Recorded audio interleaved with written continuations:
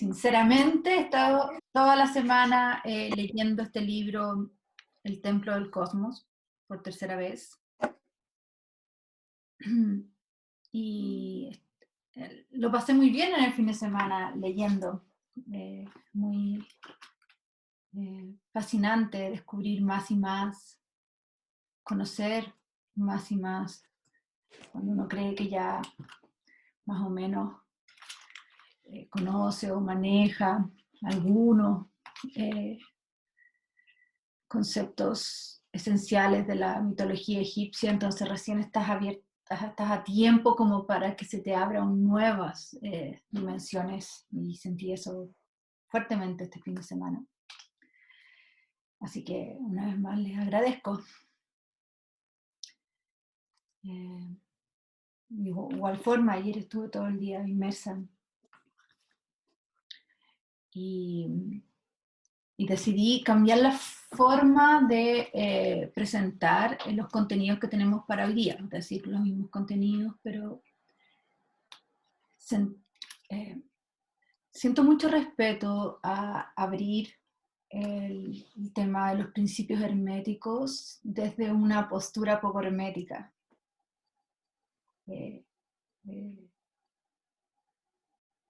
Sé que la paradoja también es parte, pero es para mí como contra la naturaleza hermética llegar y hacer un listado, así como les he dicho que la mitología no es pasar lista de los dioses.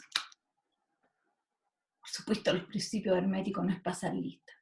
Todo esto es justamente lo contrario a la acción de pasar lista, tan común en la forma de hacer clases. Entonces, como nuestra temática para el día de hoy son los principios herméticos en relación a los mitos cosmogónicos, vamos a comenzar por los mitos cosmogónicos, teniendo todos como a mano el libro de Jeremy Knightley, El Templo del Cosmos. ¿Qué sentí en estos días de inmersión nuevamente en estos temas? Quise que nos topáramos o que nos encontráramos nosotros con estos principios que caigan por su peso. Y esto se da, no sé si fácilmente, pero más fácilmente, estando inmersos en los principios cosmogónicos. Que los principios cosmogónicos de cualquier cosmogonía son absolutamente mágicos. Vamos a abrir más este concepto, como les dije, la próxima clase. Por la misma razón, por no pasar lista, que ya sería lo último contra la magia, decir, la magia es, tenemos que, se tiene que ir abriendo, develando el concepto. Entonces, los mitos cosmogónicos todos, al ser un mito que relata el acontecimiento del génesis del cosmos, son mágicos, de acuerdo a este principio profundo que está embebido en el concepto de magia, que es el de devenir, que algo llegue a ser. En el sentido de, bueno, para mí fue súper grato encontrar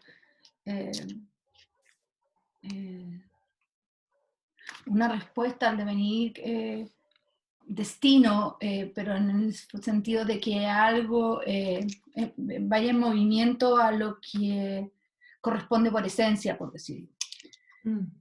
Y en eso, claro, está la oportunidad de llegar a ser, que la cosa llegue a ser tal. Y claro, si consideramos que hay una suerte de ley, entonces hay un destino. Si hay una esencia y hay una potencia, la actualización se rige de acuerdo a esa esencia. Si la criatura emerge del Nun, emerge de acuerdo a su esencia. Y un poco, claro, ahí está también la idea de destino. Este autor diferencia y pone en valor otra vez, diferencia el tiempo, el tiempo y el espacio, pero primero el espacio exterior del espacio interior. Vamos a leer, tengo preparadas algunas citas que quisiera que leyéramos, pero quisiera como empezar a introducir la importancia, dado lo que tú aportas, la importancia que para una cosmovisión centrada en el mito, la importancia del tiempo interior y del espacio interior, que es diferente al espacio exterior más objetivo. Pero además es diferente a lo que nosotros nos podríamos imaginar de lo que es un espacio interior. Porque a simple vista podríamos decir que el espacio interior, para no hacer una ronda quizás, porque nos vamos a ir quedando en porque todo esto, cada una de estas cosas, cada una de estas frases pueden ser toda una clase. Bueno, el espacio interior no es solamente el espacio que está dentro, en el interior de cada uno, sino que me pareció súper interesante esta propuesta de este autor, Jeremy Neitler, de considerar que el espacio interior para el egipcio antiguo es estaba rodeado, abrazado por un espacio que es interior. No bastaba ver la puesta de sol, como dices tú, o el Nilo, o la colina primordial, la inundación o la sequía, como una forma externa, sino que estaba transparente, era transparente la divinidad que estaba detrás. Y esto toma las formas de un espacio interior allá afuera. Y eso es como nuevo. Entonces, para trabajar el mito, para embeberse del mito, él nos invita a tratar de que sean translúcido para nosotros un tiempo y un espacio interior, que de seguro tuvo que haber sido así para poder crear estas cosmogonias tan, por último, abstractas. Si nos pasamos, por ejemplo, en la cosmogonía de Heliópolis y vemos la importancia del absoluto, Atún, pero que este mismo absoluto está en Hermópolis como Tot, o que está en Memphis como Ptah, son principios que no tienen realmente mucha visualización, ni siquiera en la imagen, siendo la imagen algo bien importante para el egipcio. Pero por lo general es como, o también el concepto de Amón, el que se esconde, el que no es perceptible. Y todos los primeros ingredientes que son hipóstasis de lo divino, o sea, que también son entidades, son absolutamente difíciles de tocar. No quiero decir intangibles, porque no es lo mismo. Como lo sería Shu y Tefnut. ¿Por qué? Por tantos eones. Solamente ya tenía dos criaturas el universo, que es el principio del espacio, que no es el espacio, porque no hay todavía un espacio. Y el principio de la humedad. Fíjense lo inmaterial de las primeras criaturas. O el propio Nun, en donde habita Atón. Pero no es exactamente lo mismo, porque Atún es como el principio generador, el principio que va a tender a diferenciarse. Y en realidad se expresa a través de esta creación de estos dos elementos que vienen además en polaridad. Todo es un juego, por último, también geométrico, que no es que esté, puedo tomar lo que tú estás diciendo, y creo que poco exagera Jeremy Neidler al tratar de posesionarnos en este ámbito tan espiritual para poder conseguir esta cosmogonía. Poco exagera, porque en realidad esos son los ingredientes, ahí están. Cuando se dice que se creó después de Shu y Tefnut, y que a partir de ellos, como principios antagónicos, como uno de los principios herméticos, que es la polaridad, a otros dos, que a su vez también son polares, Heb y Nut, el principio de la tierra y el principio del cielo, no estábamos, y fue súper preciso él para decir, no estábamos diciendo siquiera que se creó el cielo y la tierra, sino que principios. ¿Por qué son principios? Porque estaban en estados de fusión. ¿De qué cielos estamos hablando si el cielo está entremezclado con un terrón de tierra? ¿De qué tierra tan tierra estábamos hablando si esta tierra en realidad la pudimos realmente como aprender luego que se desprende de Nut, como un desgajo, porque en realidad siempre vamos a ver las imágenes de Nut más grande y más abarcadora de la por último, la masa total que pueda tener Heb. Entonces, luego de este primer desgarro o separación en donde ha intervenido el mismo padre Shu, recién podemos tener los elementos, o sea, los dioses que van a representar la tierra y el cielo. Pero antes no era tierra ni cielo propiamente tal, sino que un principio. Y tampoco existía el espacio porque si estaban juntos, ¿qué espacio iba a existir? Entonces, ¿qué posibilidad de ser literalmente el espacio en Shu? Hasta que realmente se manifiesta un espacio luego de esta separación y hay un espacio eh, eh, también exterior, además de interior. De seguro el autor, si tomara cualquier mitología, lo haría en este nivel porque ese es su beta, ir captando el lumen del mito. Pero siento y casi estoy como segura de que no puso más, sino que nos puso en el ámbito correcto para poder realmente aprender este mito tan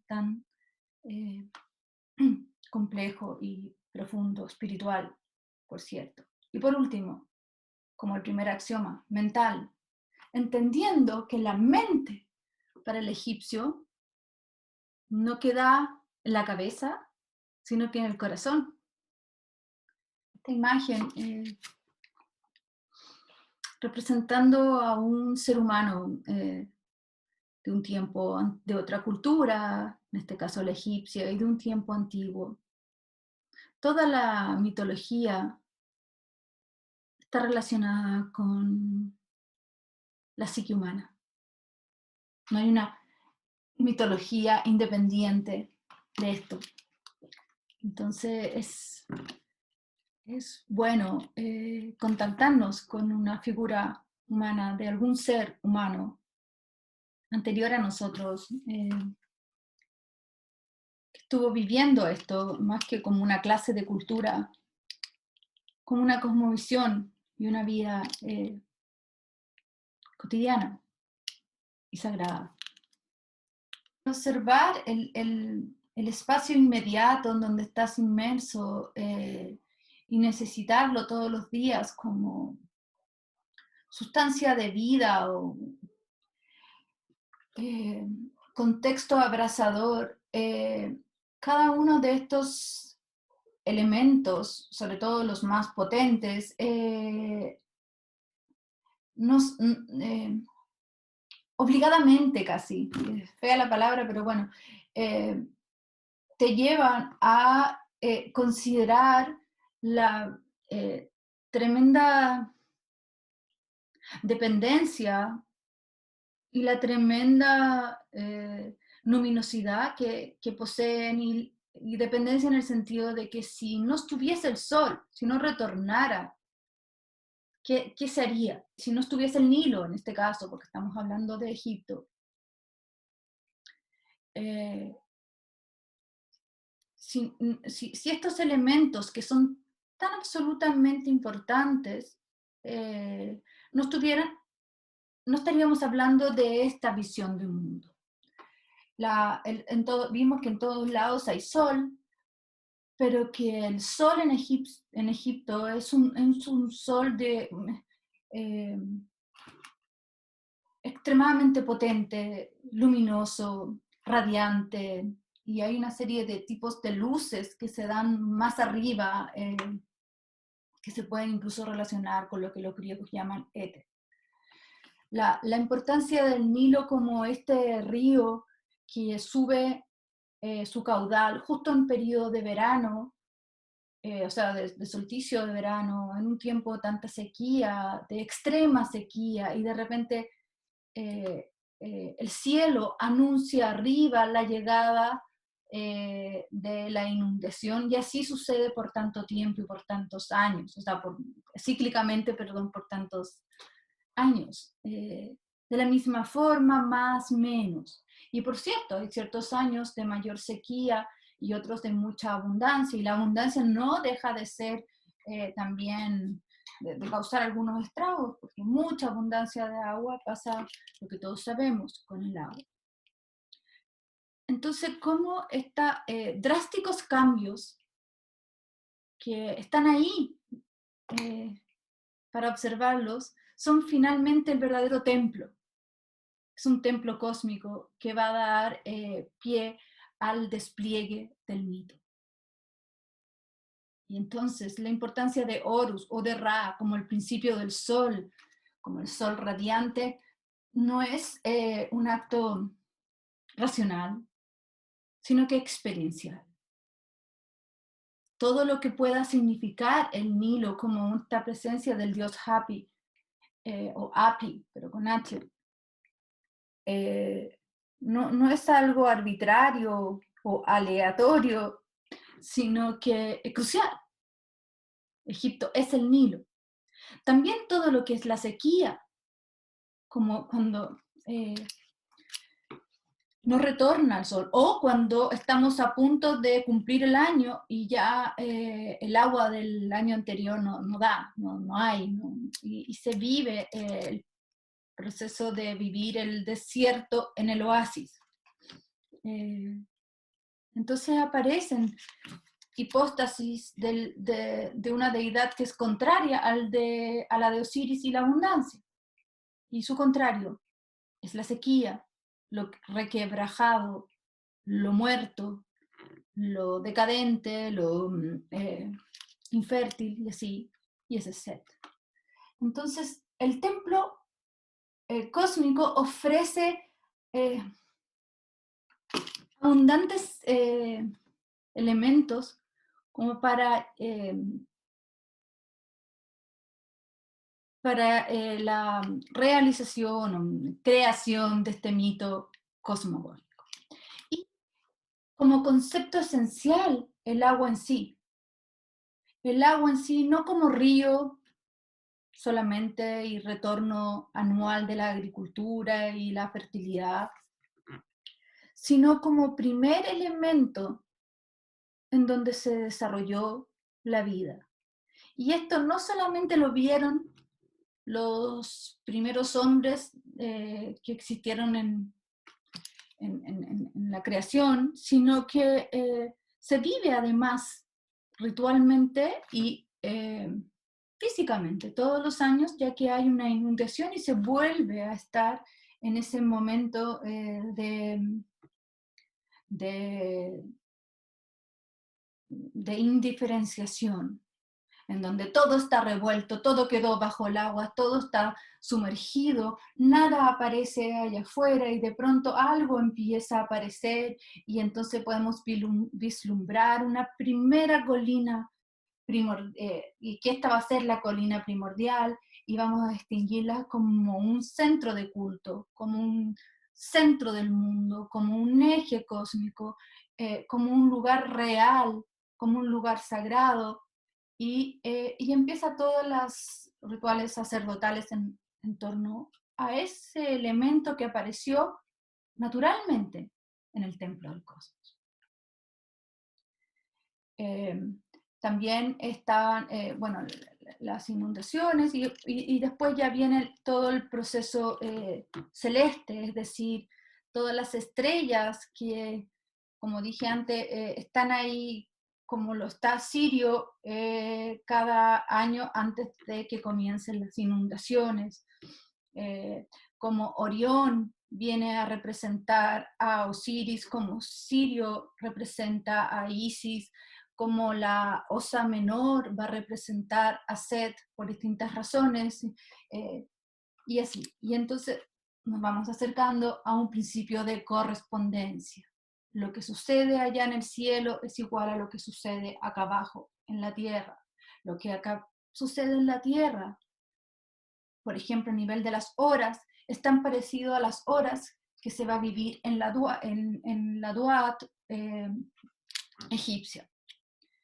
Pero volviendo al origen, el primer elemento que vamos a tener es claramente el agua.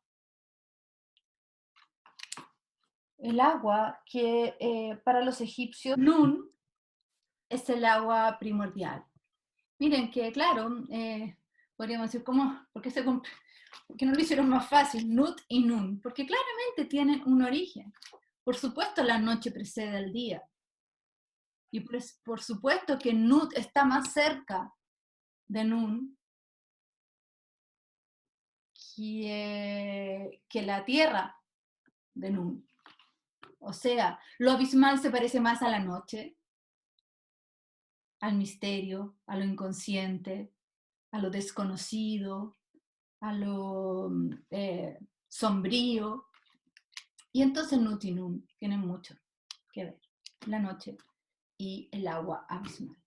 Pero para el caso de la creación tenemos que saber que el primer elemento que contamos es el elemento del agua abismal que dio origen al cosmos, incluso antes de la vida, podríamos decir. Eso es bien importante porque la física también lo ve así, ¿no? Como sea que leamos cómo se da este génesis, lo primero que se crea no es la vida, quizás es la masa, pero no la vida. La vida viene mucho después. Y así mismo funciona el mito cosmogónico, el mito de creación egipcio. Lo primero que se despierta al interior del Nun es la presencia de Atón, mucho antes, en realidad, mucho antes de que existiera el cielo y la tierra, mucho antes de que existiera Shu y Tefnut, mucho antes, pero mucho, mucho antes de que existiera Osiris, Isis, Set y Neptis. Pero sin embargo, todos estos personajes, hipóstasis, en realidad néteres egipcios, son partes de Atum. Estoy buscando una imagen que muestre directamente al dios Atum. Por supuesto no la hay directamente porque es demasiado abstracto el concepto en sí. Y es por esto que llegué a esta imagen que viene después, pero que sí me puede representar, podemos compartir una imagen del primer elemento llamado Nun, que da vida a todo lo demás. Este acto cosmogónico, si no es mágico, si no lo tildamos de mágico, no sé cómo lo vamos a tildar. Solamente, según lo que vamos a ver en la próxima clase, la magia es lo que puede como amparar un proceso tal. Aquí estamos viendo, curiosamente, que está Nut, la diosa noche, levantando, que es la misma imagen que les mostré, pero con otra representación plástica, la clase pasada, en donde está la noche levantando el sol. Entonces, primero precede la noche, que es Nut, y ella va a dar vida al sol. Pero mucho antes de que se explique que está Nut como noche, que en realidad es una de las hijas o hipóstasis o néteres que son parte de la Enea heliopoliana, lo único que tenemos es el Nun. Y en él habita este principio espiritual llamado Atum. Si sabemos de su nombre, como decía Cristian, por la etiología, etiología es el origen, etimología, la palabra puede tener como derivados como griegos, en realidad, o no sé derivados, no sé, parientes griegos la palabra, pero el nombre antiguo de Atum es Yunu. También On, O-N. Y también ONU. Claramente el nombre egipcio está dándonos, en inglés también, One. Y es On. Y ONU. ¿De dónde viene el origen del número 1 en inglés y en español? Claramente es de acá. Yunu. Uno. Lo indivisible. Lo que todavía no tiene ninguna división. Y es por eso que creo que la raíz es griega de atum, porque en realidad es tan parecido a átomo. Entendiendo que tomo es la división, los tomos de un libro. Átomo es lo que aún no es lo indiviso. En esta concepción de la filosofía de la física griega antigua, en donde Demócrito habla que el átomo es indivisible. Pero no importa, no nos vamos a meter en el átomo, pero sí en el concepto de unidad.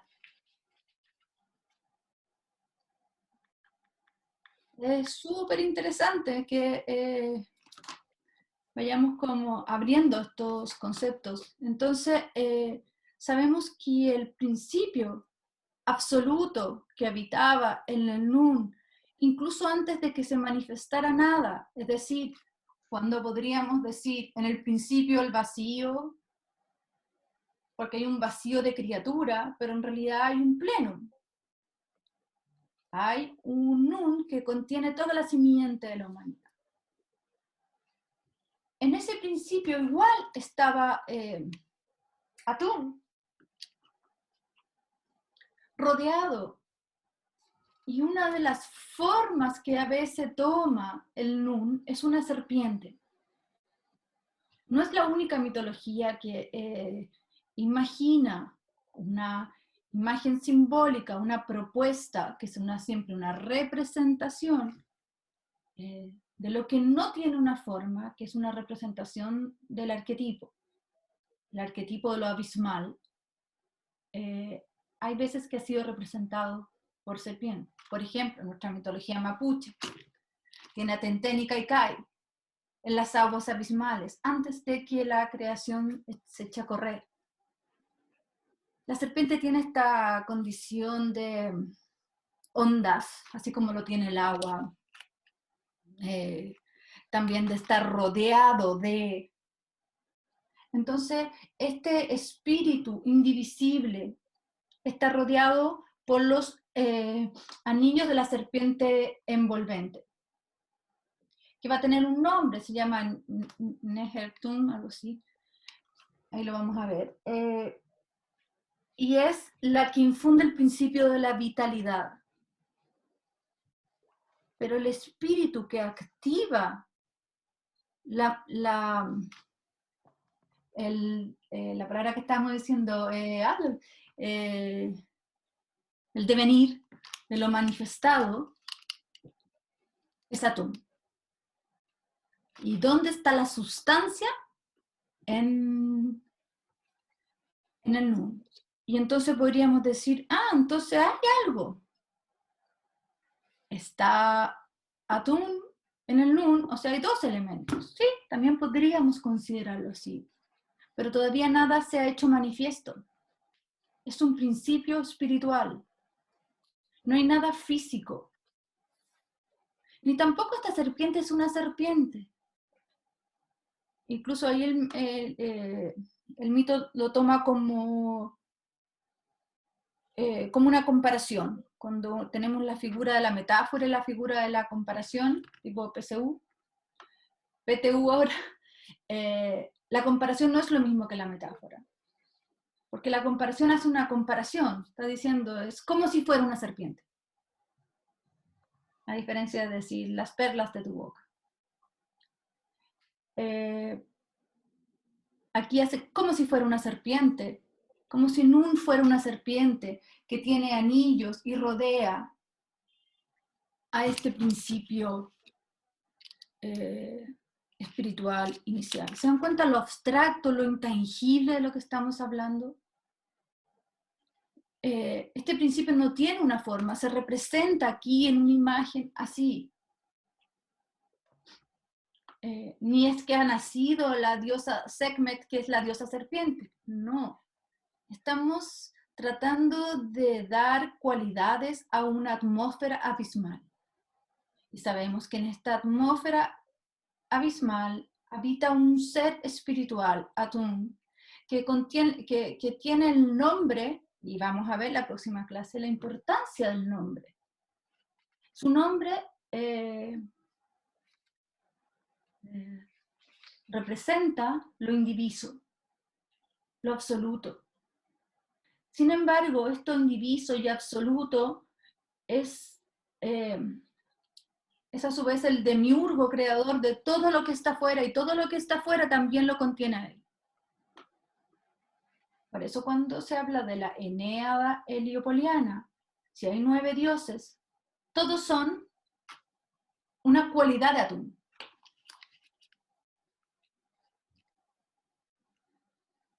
¿Por qué está rodeado por una serpiente?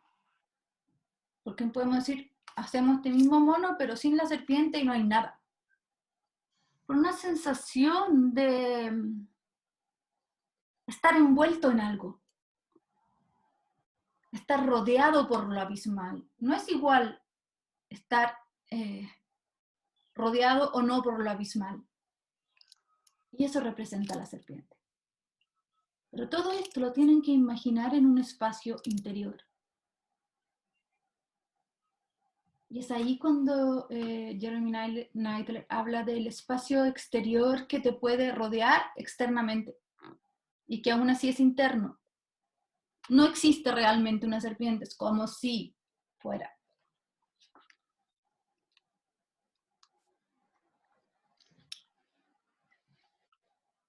Luego hay distintas versiones de cómo es que este ser tira hacia afuera, expectora elementos de sí, que son los primeros 2 elementos y se pueden diferenciar de lo que es Atún, aunque son partes de él también, pero ya es diferenciable. Que son los conceptos de Shu y Tefnut.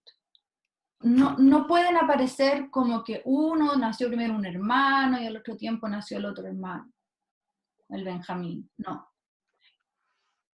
Nomás nace Shu, existe, existe esta entidad, esta hipóstasis del mismo Atún en una condición polar.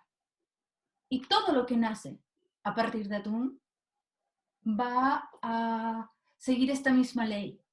Todo tiene un polo.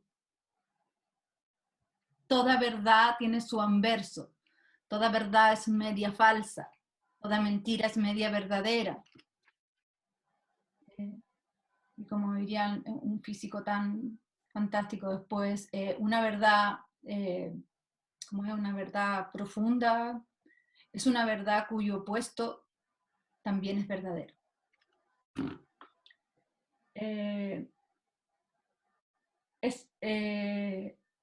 Entonces, de inmediato que aparece Shu y Tefnut. Y aquí pueden haber ocurrido eones entre medio, hasta que algo más apareciera. Y estamos en el mito de creación.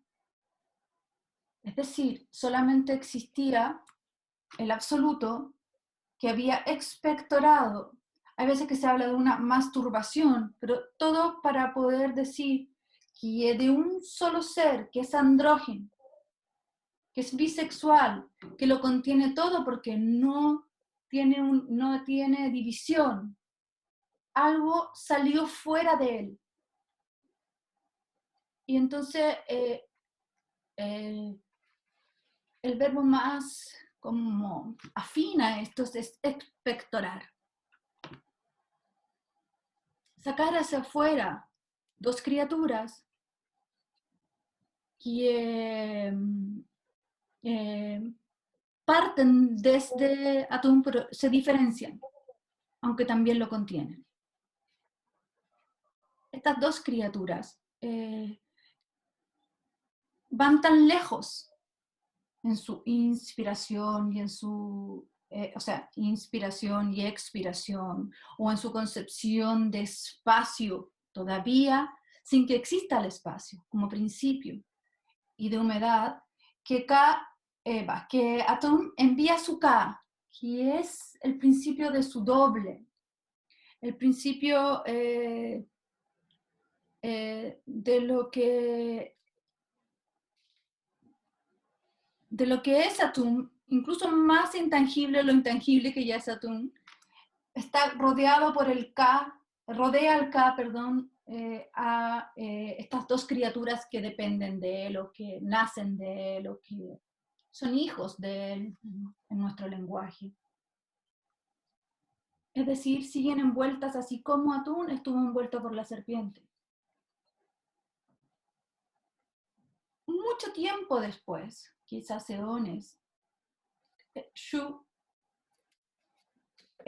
y Tefnut van a tener una pareja de hijos, de criaturas que dependen de él y de ella, llamado en este caso Nut y Heb. Nut y Heb, que no es el Nun, porque el Nun es el agua abismal, nacen como una polaridad entrelazada. Pero como el principio de Shu es el espacio, recién puede unfold, recién puede darse el devenir de Shu. Recién ahora Shu va a ser, lo que dijo también Susana, como por destino tenía que ser el espacio. Antes era el principio del espacio. Por primera vez se ha manifestado el espacio. Y desde que nace el principio del espacio hasta que se manifiesta el espacio pasaron eones. ¿Y no había espacio? Sí, porque existe el principio. Ya con que exista el principio existe el espacio. Y entonces nos acercamos a ir comprendiendo un poco el primero de los axiomas o de los principios herméticos. Todo es mente. Todo es arquetípico. Todo es psíquico. Existe el principio del espacio antes de que exista un espacio. Podemos hablar del principio del espacio para lo que sea, y podemos no contar todavía con ese espacio.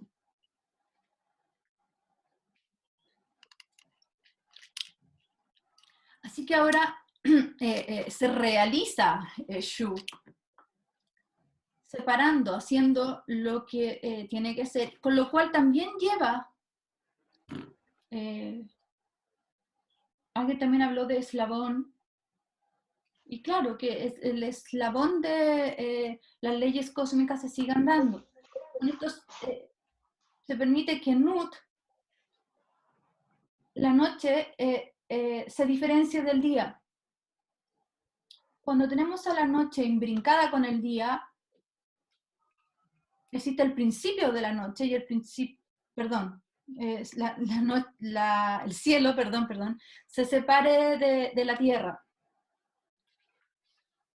Cuando tenemos el cielo separado de la tierra, recién podemos materializar lo que es el cielo y una manifestación de lo que es el cielo en el mundo exterior y una manifestación de lo que es la tierra.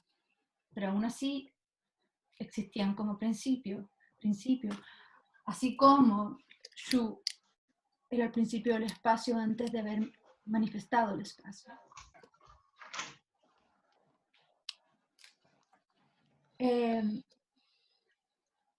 Va mostrando este mito que de alguna forma esta separación tiene condiciones un poco bruscas, sin duda desgarradoras para la pareja original. Esta sensación de separación nunca más nos ha dejado de la separación originaria, de lo que tendía a ser un uno, estos dos polos, como sería lo celestial y lo terrenal. Tenderían a volver a juntarse si es que Shu saliera de ese puesto. La imagen, si ustedes la ven, está diciendo parlantemente que nomás se moviera Shu de ahí, Nut y Heb volverían a reunirse. Entonces esta sensación de equilibrio dinámico cósmico ya está embebida en este mito cosmogónico. Y con esto también podemos ir acercándonos al principio de vibración. Todo vibra, todo se mueve, nada es estático. Incluso para que Nut esté en esta postura, hay todo un dinamismo en ella. Si no estuviera viva, se tumbaría sobre lo otro. Todos están haciendo un movimiento exacto para que el cosmos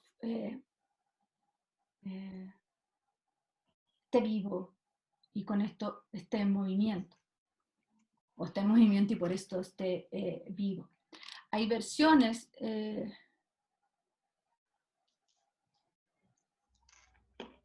donde el mismo Shu tiene las alas extendidas.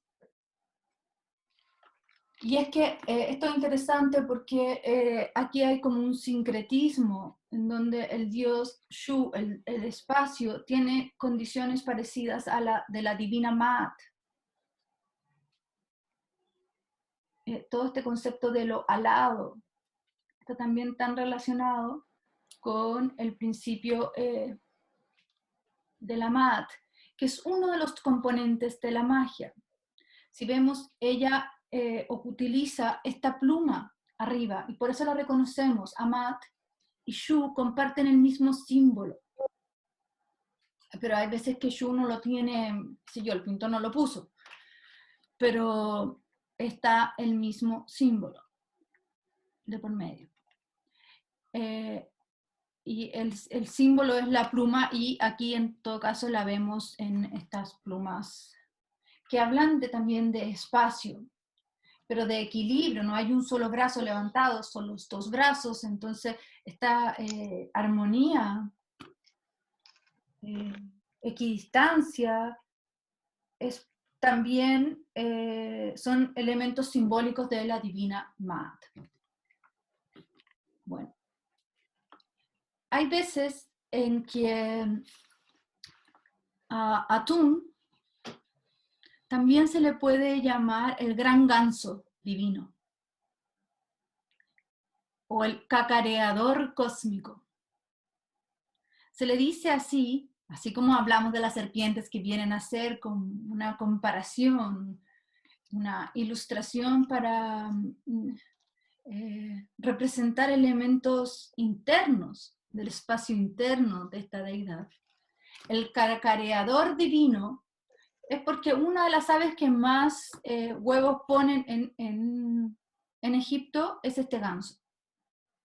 Y lo que nos interesa es este producto, el huevo.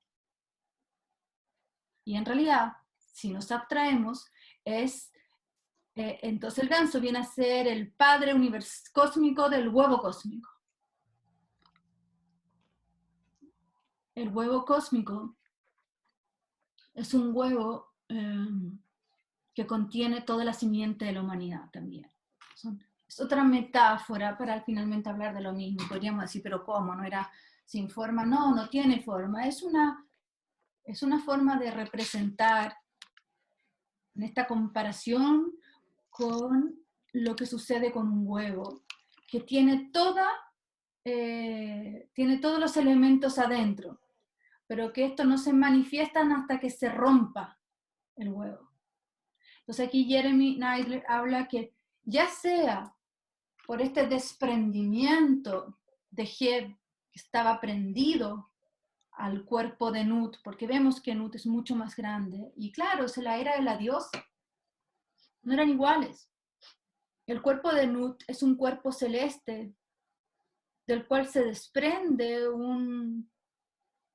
una ración de tierra.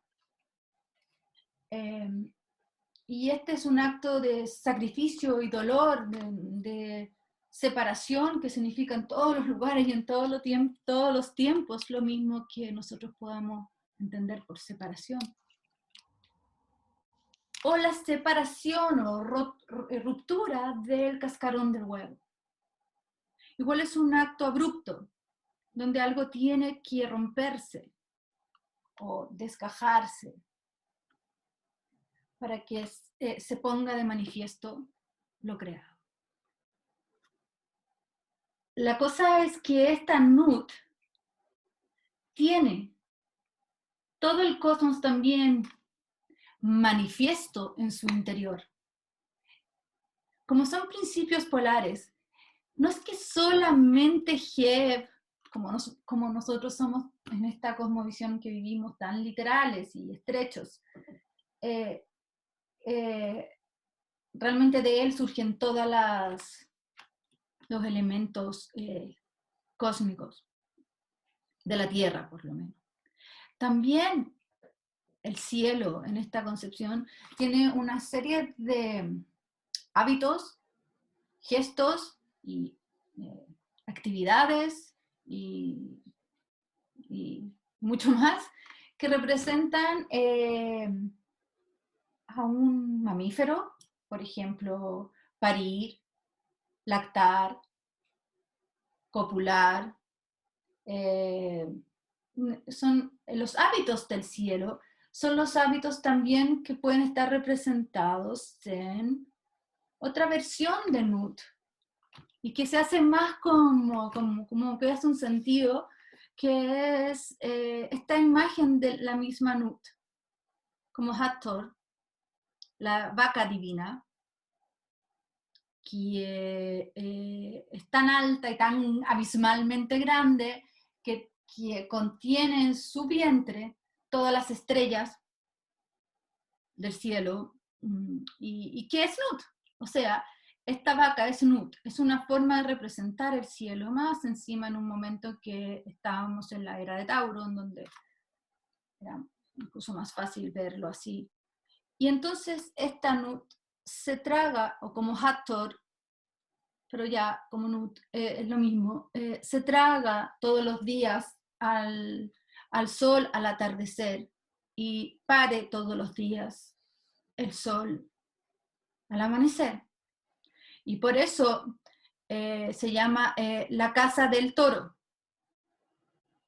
Y si se dan cuenta, la palabra toro, Hathor, La palabra toro viene de ser el hijo de la vaca, pero también tenemos que entender que lo que se traga la vaca es el sol, porque en realidad esta es una vaca celestial que contiene toda la Vía Láctea, todo lo celeste, todo lo... Y en su vientre, y esto es súper interesante, en su vientre, en su parte interna, no sé si es su vientre, no sé en qué parte, sea tan profundamente interna, está el espacio de la Duat. Otra dimensión psíquica para el egipcio, tan importante como el Nun, en donde sabemos que la Duat no es el Nun, es el espacio interior donde viaja el sol. Todas las veces que no lo vemos allá arriba, ¿dónde está? Está haciendo su camino por la Duat. Todas las noches hace este camino y tiene una travesía sumamente activa en donde tiene que ir finalmente peleando con las fuerzas de la oscuridad, la luz y la oscuridad, hasta que cada amanecer es un triunfo, que no está como por dado, por granted, sino que es un éxito, un triunfo, un renacer. Y este mismo viaje es el que realiza cada difunto. Entonces, también todos viajamos por la Duat, en la barca del sol, y somos aquel néter, que el principio divino, que tiene que hacer esta travesía nocturna hasta la posibilidad de un nuevo renacer, con fuertes como hitos, como pasar por la etapa de la sala de la Mat, en donde se da este juicio, que es el pesaje del corazón, y en donde se va a ver si tu corazón pesó más, o sea, igual, tiene que pesar igual o menos que una pluma. Si pesa más, entonces te comerá el monstruo que está ahí, Amit. Está bien acá. Ese. Bueno, a mí me pareció de extrema importancia simbólica comprender que la Duat, que es este viaje nocturno, no solamente quedara en el vientre lo más interno que pueda tener esta vaca celestial, porque también hay veces que en realidad ella no es una vaca y la podemos concebir así nomás, como Nut, y así es el viaje, igual. Es decir, que el viaje por la Duat, en donde también hay aguas abismales, psíquicamente, es otro lugar, es otro lugar que el Nun, y es otro lugar que el otro mundo. Son todos espacios internos. Claramente ya vamos comprendiendo que son espacios internos que poco a poco vamos a ir comprendiendo. Para comprenderlo un poco más, otro ángulo del tema, en el mismo Nun que estuvimos viendo, miren esta imagen que me parece fantástica. Nut y Osiris. Este es Osiris, que desde su cabeza se desprende, o sea, que sujeta en realidad los pies de Nut, mientras ella sujeta con sus manos el sol. Parece esos equilibristas que están en las luces rojas. Fantástico. Pero además, ¿dónde están ellos? En un espacio, no tenemos que ser egipcios para captar que es claramente acuático. Y esa gran inmensidad abismal es el Nun. Pero hay otro espacio interior que es la Duat. Esa es otra forma de poder ver esto mismo. Y este es un detalle de esto. O sea, este dibujo es un detalle de este dibujo. Nut La podemos ver como la vaca,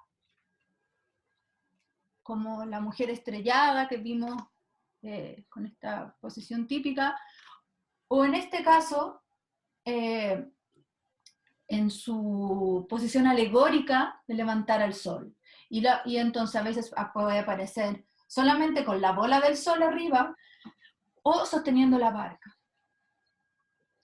Y en esta barca es como si el dibujante hubiera hecho paréntesis y uno abre el paréntesis y abre el paréntesis, porque en esta barca tenemos adentro todo un proceso que se da en el cielo nocturno hasta antes del amanecer. Solamente podemos cantar victoria de que el sol va a renacer cuando Kepri lo levanta. Kepri, que es el sol naciente. Ese es el sol del amanecer. Sabemos que hay una victoria. Si vemos a Kepri levantando el sol, es que ya el sol se puede manifestar en su espacio exterior, como el amanecer. Nunca vamos a ver a Kepri así y decir, no sabemos si va a amanecer o no. Esto significa amaneciendo. Es el sol del amanecer. Pero a su vez, vemos que hay una mini nut, como upside down, con la postura hacia abajo, sosteniendo el sol también. ¿Se fijan más arriba? Sí. Entonces este paréntesis lo dieron vuelta.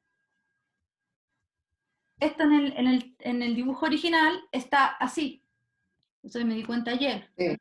No lo dice el autor, pero obviamente que sí. Esto, dice que este es un detalle de eso, pero que lo dan vuelta.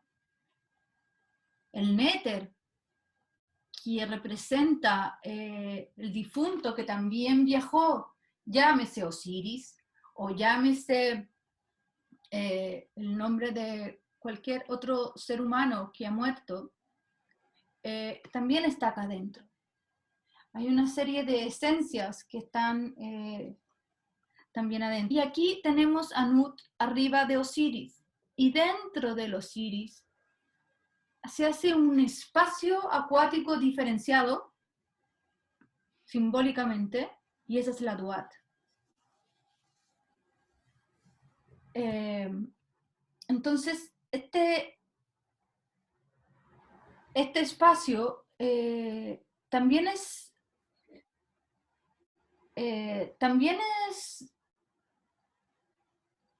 un lugar nocturno, abismal, misterioso, inconsciente, pero cualitativamente diferenciado del Nun. Y entendiendo que el Nun justamente es un lugar de estas serpientes que envuelven, pero no diferenciamos ciertos símbolos como aquí sí los diferenciamos. Entonces la Duat es un grado más hacia la conciencia del Nun. Este es un viaje psíquico. Y esto lo está diciendo acá. También lo dice Nightly. Y esto es fantástico. La Duat no es un lugar para quedarse, sino un lugar para movilizarse. No es, qué sé yo, el reducto final donde caen los monstruos comidos por Amit. No. Es un lugar de movilización, de transición psíquico. Y por eso es tan importante que la barca, o sea, la barca para navegar en él. En realidad, la barca no navega literalmente en el Nun, sino que navega en la Duat. Y todo esto es inconsciente. Todo esto es un espacio interno. Nadie nunca vio la Duat mientras está vivo. Como nunca habitas el Nun manifiestamente, pero como espacio interior, sí, como espacio psíquico, sí. Entonces es un dibujo absolutamente hermético. Y el proceso de emerger de la Duat es el proceso de diferenciarte y hacerte criatura. Y el proceso emerger del Nun. Y el proceso de la Duat es el viaje nocturno que realizas toda tu vida. Cada vez que entras en contacto con lo inconsciente.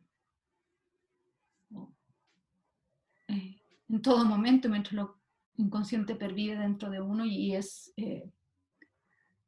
potencial originario de todo lo que soy y somos. Entonces estamos entrando, desde aquí se percibe que al final todo es mente. En el fondo, todo es un espacio psíquico. Si no integramos lo que vivimos en nuestro viaje quizás nocturno diario por la Duat, tenemos menos posibilidades de finalmente renacer. Que también este símbolo, ya sea lo tenga Nut o ya sea lo eleve Kepri, es elevar la conciencia por sobre lo abismal. Claramente es eso. Mire qué bella, esta imagen habla de lo mismo. Pero faltan esos otros detalles. Sin embargo, por acá vemos a Nut, o sea, si está Kepri, el simbolismo de la transformación, llevándolo en la barca al sol. Pero también está Nut aquí. Esta imagen, absolutamente hermética también, es otra representación de Atún, adentro rodeado por esta serpiente que ya sabemos que es el Nun, o una comparación al Nun, pero que le han salido 5 o múltiples cabezas.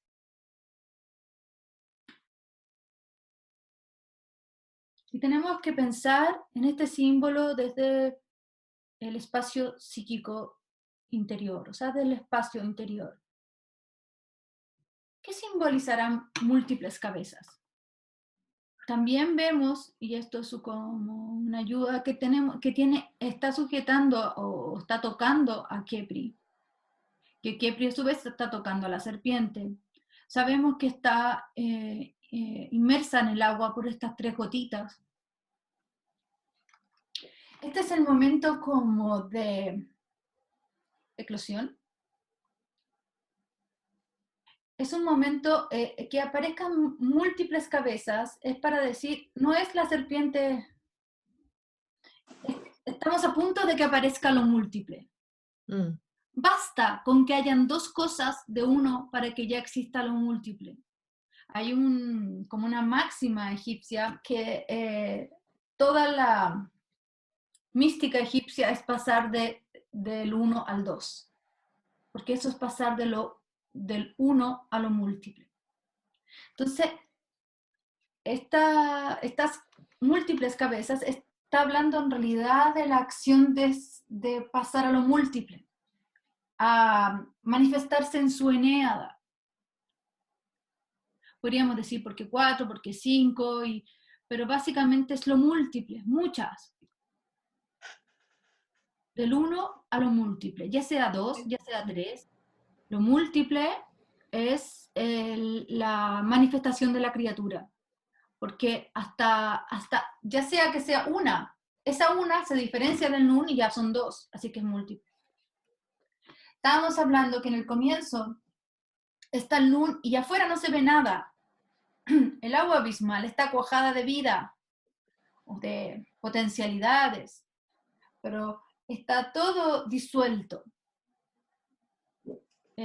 La manifestación de lo múltiple es la manifestación de la criatura, de lo que emerge, de lo que se diferencia. Porque sabemos que esta no es esta, y esta no es esta, y esta no es esa. Podríamos decir, tienen todo el mismo cuerpo, ya, pero esa cabeza no es la otra cabeza. Y lo más hermético en relación a qué es lo múltiple es la manifestación de la criatura exterior, ya sea una. ya sean billones. Kepri va a ser la fuerza que va a permitir la transformación de Atón como un principio absoluto, no manifiesto, en lo manifiesto, el uno en lo múltiple, lo invisible en lo visible, lo abismal en lo cósmico, lo inconsciente en lo consciente. Sin la ayuda de Keper, o sea, del verbo Keper, que es transformar, no hubiese podido darse este acto mágico, por cierto, de que este principio absoluto, único, no manifiesto, invisible, o sea, no manifestado, y así otros, se convierta en algo múltiple, manifiesto, visible, cosmificado, es decir, diferenciado. Otra de las metáforas, o en este caso también como comparación que puede darse a Atún es el gato cósmico en cuanto como a una fuerza contraria y definida que va a destruir lo abismal. Es decir, el gato corta a la serpiente.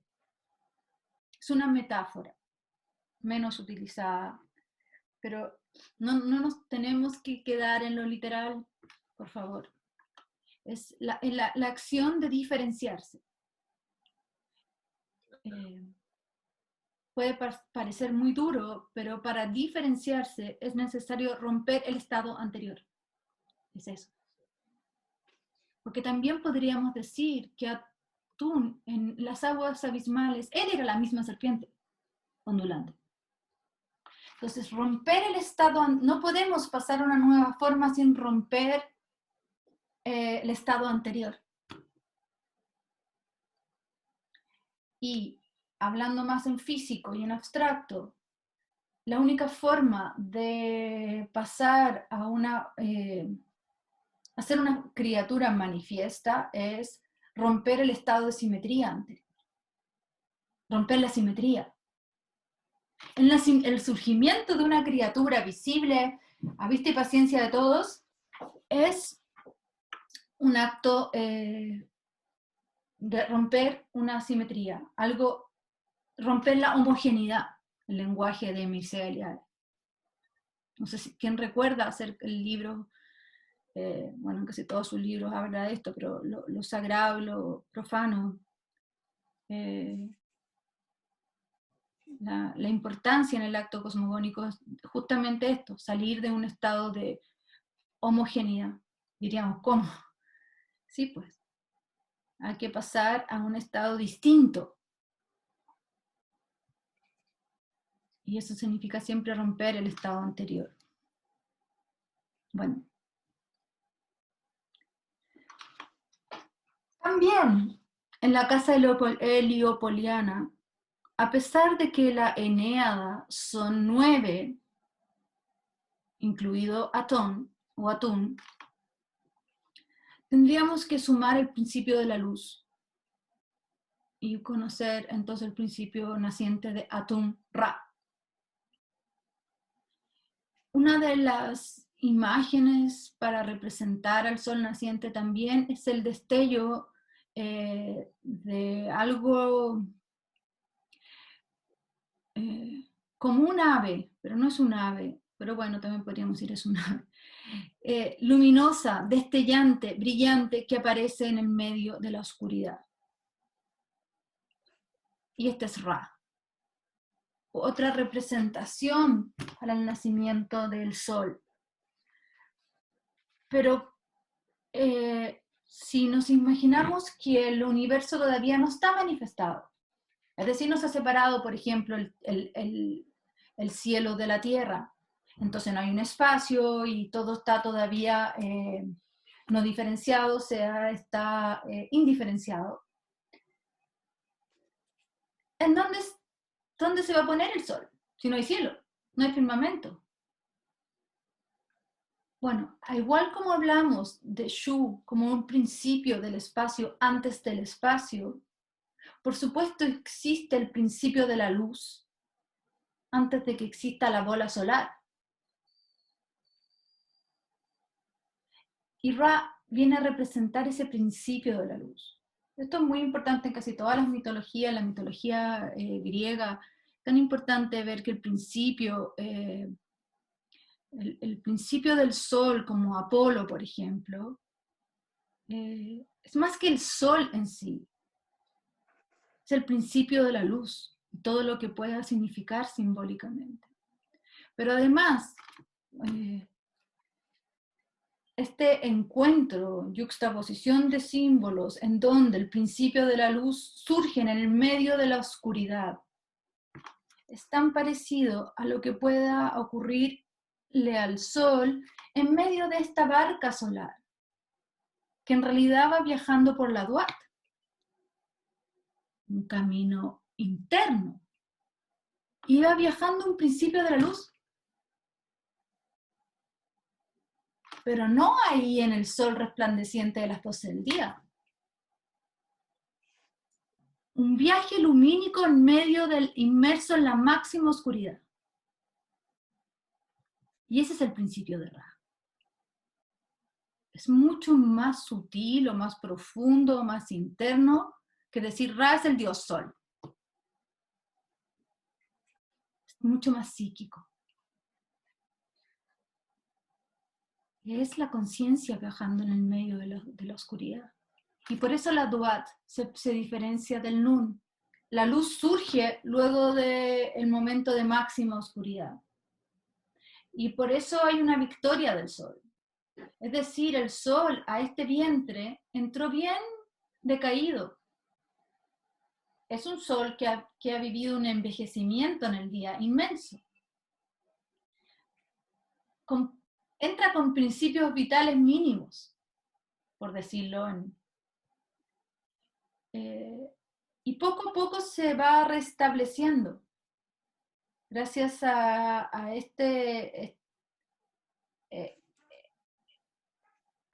acierto en poder vencer la oscuridad. Así que también poco a poco agarra potencia hasta llegar al punto que está listo. Pero hubo un momento en donde todo lo que sucedía allá adentro, en la Duat, era muy oscuro. Por estos signos vitales que posiblemente siguieron bajando hasta que repunta, hasta que se da el giro.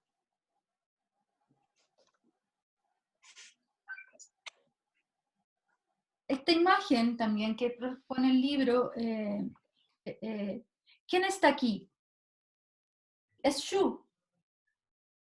Pero si ustedes se fijan en el atuendo, y en realidad en lo que tiene arriba la cabeza, es una versión de Shu, así como lo vimos relacionado con la Mat y las dos alas. Aquí lo vemos relacionado con la magia, es Shu en su versión de mago. ¿Por qué? Porque arriba de su cabeza tiene una rana, que es el símbolo del mago. O sea, ya estamos acercándonos a ver que esta es la magia. La magia es un acto de diferenciación y la diferenciación es un acto de conocimiento. Conocer lo uno separado de lo otro, solamente lo puedes conocer cuando lo has podido ordenar psíquicamente, diferenciar, saber qué es, distinguir esencialmente. Eso es. Entonces, Shu está, sí, es el principio del espacio, sí lo es. Está haciendo su labor de generar un espacio entre ellos. Pero a su vez este gesto es un gesto de diferenciación. Y a su vez el gesto de diferenciación es un gesto agnóstico, de conocimiento. Si no supiera hacerlo bien, si no supiera qué es qué, A lo mejor hubiera puesto la mitad de la tierra arriba, el cielo, lo hubiera hecho más o menos, o pésimo. ¿Cómo es que puede hacerlo? ¿Y por qué se desprende lo que es abajo, lo que es de abajo abajo y lo que es de arriba arriba? Es porque conoce. ¿Y qué conoce? En egipcio se diría, conoce el nombre de, pero en realidad conocer el nombre es conocer la esencia. No es un acto de Tarzán, de músculos, de poderse el cielo. No es un acto hermenéutico en el sentido que tiene que conocer qué va arriba y qué va abajo, saber diferenciar. Y ahí entramos en una sutileza mayor aún. Además, en la imagen, vemos que está soportado, o como amparado, flanqueado en realidad. Estos carneros tienen todo un poder psíquico, pero por sobre todo están puestos aquí porque la palabra carnero o el vocablo sonoro de carnero suena como va. No sé si de ahí vendrá la palabra bovino y eso también. Pero el va, en egipcio la palabra va, como sonoramente, que es lo que lo lleva al carnero, hay un juego de palabras, ya que nosotros no lo tenemos, y que está embebido la va, y va significa alma. Entonces es un acto sutil, y estos no son carneros, ustedes se dan cuenta, son unos pájaros con cabeza de carnero. Entonces, este es el símbolo del alma. El símbolo del alma es un pájaro con una cabeza diferenciada, y en este caso es la cabeza de este animal que a su vez está muy representado en Amon-Ra, también en elementos de Tot. O sea, tiene todo un poder de excesiva importancia en el mundo hermético.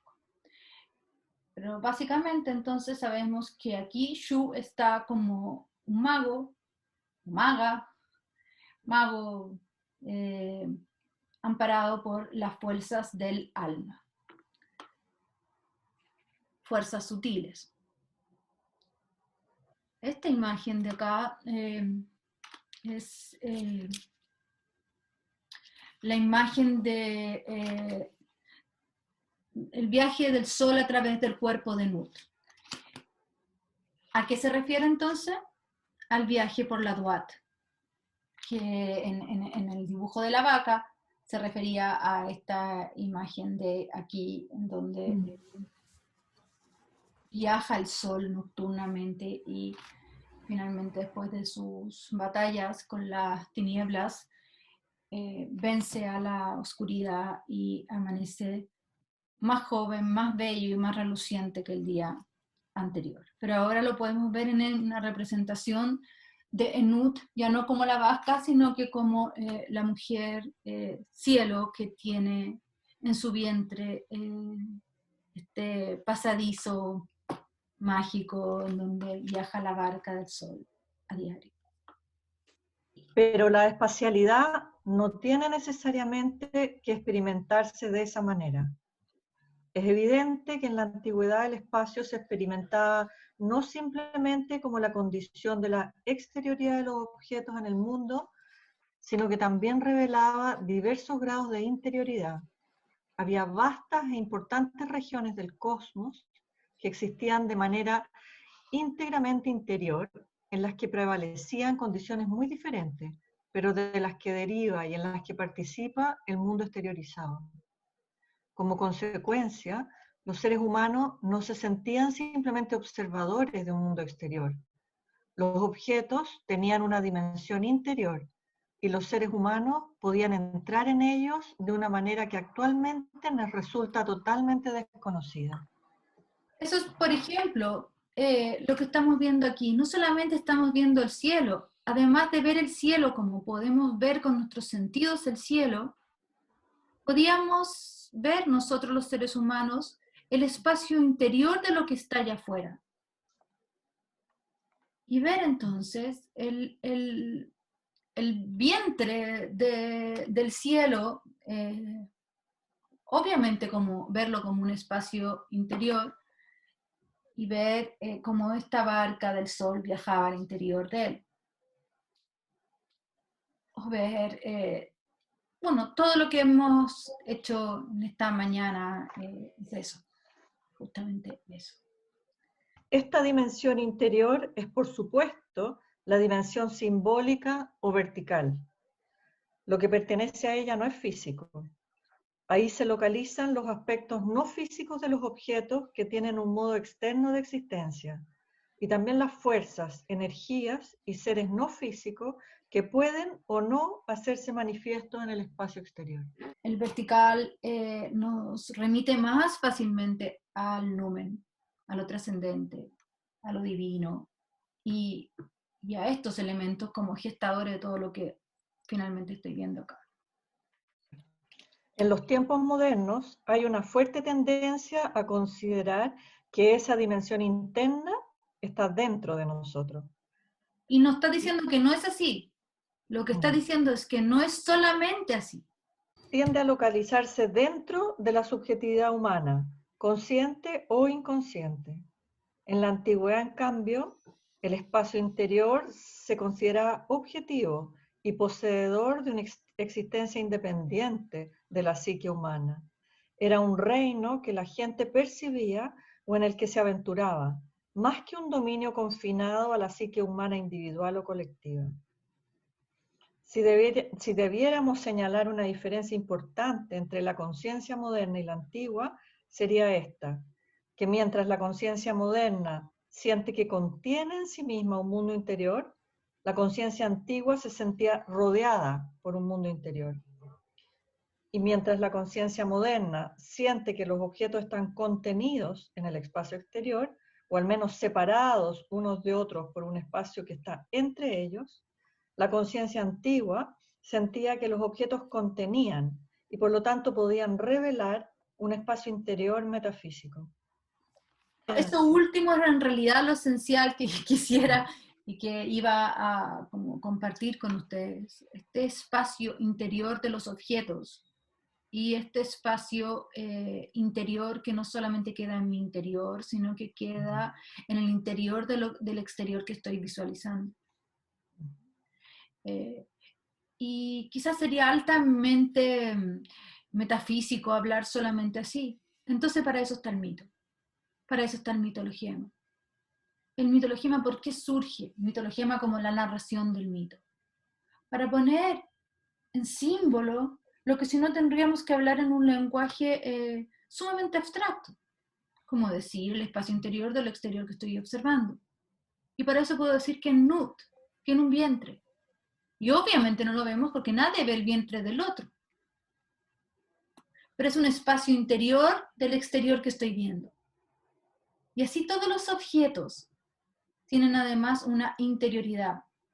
Y el espacio deja de ser solamente un espacio exterior que diferencia un objeto del otro, que es el espacio que está entre un objeto y el otro, sino que también tengo que ser capaz de penetrar cada uno de esos objetos. Como en griego también está este concepto, el concepto de la visión, en el Eusis, es muy importante y significaba penetrar con la mirada, calar con la mirada. No bastaba ver algo, era necesario calar con la mirada, ver al interior de ese algo, allá afuera. Era esta experiencia de una dimensión interior del mundo, no subjetiva, la que alimentó y sustentó la antigua cosmovisión simbólica. La decadencia de este modo de experimentar el mundo, que lleva a que los objetos se vuelvan cada vez más opacos e incapaces de transmitir cualquier valor trascendente, está detrás del desarrollo de la cosmovisión secular, materialista, de la modernidad. Volvamos ahora al cosmos tal como los antiguos egipcios lo experimentaban. Sí, quedarnos con que eso finalmente es lo que logra hacer un hermeneuta o un mago.